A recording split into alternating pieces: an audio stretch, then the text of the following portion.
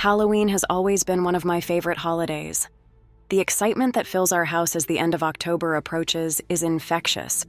It's not just about the candy or the spooky decorations, though those are definitely fun. For me, it's about the costumes. I've always found joy in crafting DIY costumes for myself, my kids, and even our dog.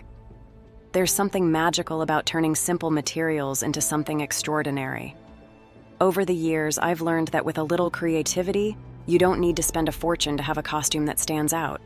In fact, most of our costumes have come from items we already had at home or found at thrift stores. Now, before you dive into creating your own Halloween masterpieces, let me walk you through some of the essentials that I've picked up through my costume-making adventures. Whether you're crafting for kids, adults, or pets, it's always good to start with a plan and gather your supplies ahead of time.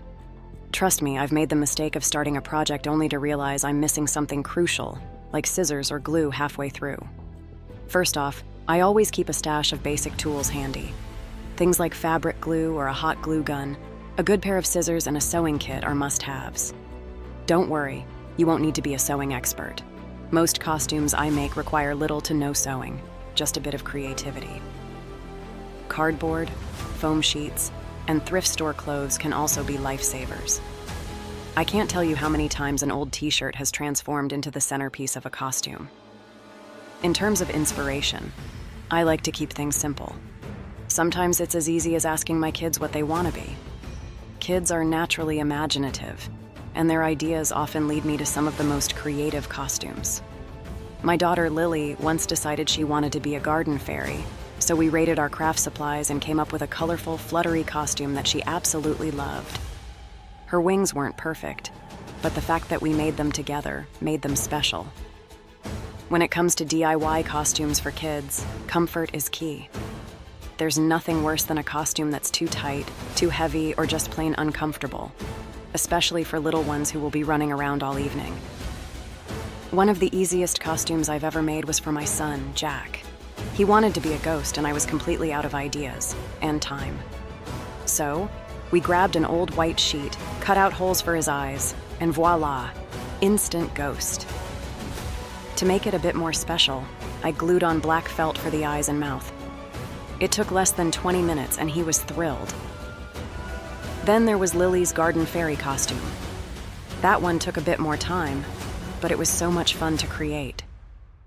We started with a simple green dress, then added layers of tulle to create a flowing skirt.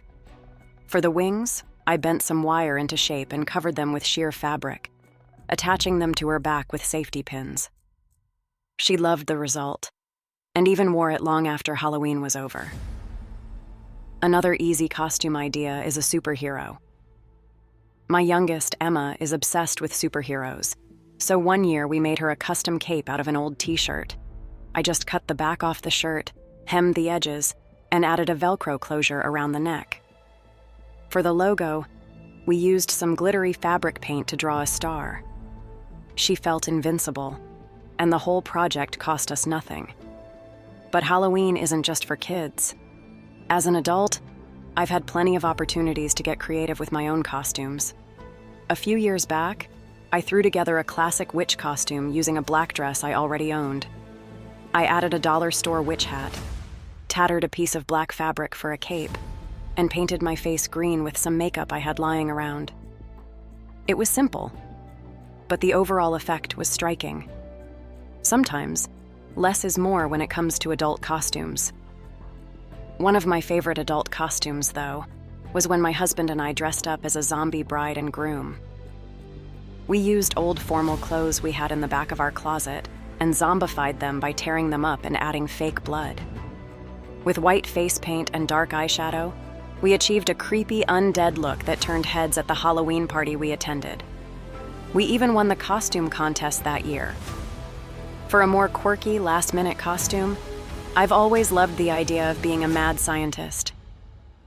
I threw this one together on a whim for a work party. I grabbed an old white lab coat, messed up my hair with some gel, and added a pair of oversized goggles I found in a toy bin. It was an instant hit, and I didn't have to spend more than a few minutes or a few dollars on it. Now, let's not forget about the pets. Dressing up our dog Max is always a highlight. For his first Halloween, I made him a pumpkin costume using an orange t-shirt. I cut it to fit his little body and used black felt to create a jack-o'-lantern face on the back. It was adorable and easy to put on. Another time, we made him a superhero cape to match Emma's costume. It was just a small piece of fabric tied gently around his neck with a felt lightning bolt glued to the back. It didn't bother him at all, and he looked so cute trotting around with his cape flying behind him. When you're making costumes for pets, comfort is even more important. Max isn't a fan of anything too heavy or tight, so we always make sure his costumes are lightweight and easy to move in. One year, we made him a little lion's mane from faux fur. It was just a ring of fabric that went around his neck, and it transformed him into the king of the jungle. If you're feeling ambitious, there are plenty of ways to take your DIY costumes to the next level. A few years ago, I decided to get serious about sewing and made a dragon costume for Jack. I used a simple pattern I found online, and with some fabric scraps, created wings and a tail. It took some time, and I had to dig out my old sewing machine, but the result was worth it. Jack felt like the coolest dragon in town. Costume props are another fun way to elevate your DIY creations. One year, I made a Viking costume complete with a cardboard shield and sword. Using foam sheets and spray paint, we crafted props that looked amazing, but were lightweight enough for Jack to carry around all night. Even if you're not great with crafting tools, making accessories like this can be a fun way to add detail to a costume. Face paint and makeup are also great tools for bringing costumes to life.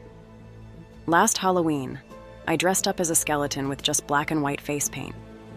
I paired it with a simple black outfit, and the makeup was so striking that it became the focal point of the costume. In recent years, I've become more mindful of the environmental impact of Halloween. Costumes can generate a lot of waste, so I've started focusing on using recycled materials. Some of our best costumes have been made from cardboard boxes and old clothes. One of my favorites was when Jack dressed as a robot using an old box, duct tape, and some silver spray paint. Not only was it eco-friendly, but it also cost us almost nothing. We've also started a costume swap with friends. Instead of buying or making new costumes every year, we swap the ones we've already made. It's a great way to give costumes a second life and save money in the process. As Halloween approaches, I can't help but get excited about what costumes we'll create this year. The joy of making these costumes isn't just in the final product, it's in the process. Watching my kids' faces light up as their costume ideas come to life is something I look forward to every year. So, whether you're making a simple ghost costume or going all out with a dragon or zombie look, remember that Halloween is about creativity, fun, and a little bit of magic. Grab your glue gun, scissors, and some old clothes, and get ready to create something special. Halloween is just around the corner, and the possibilities are endless.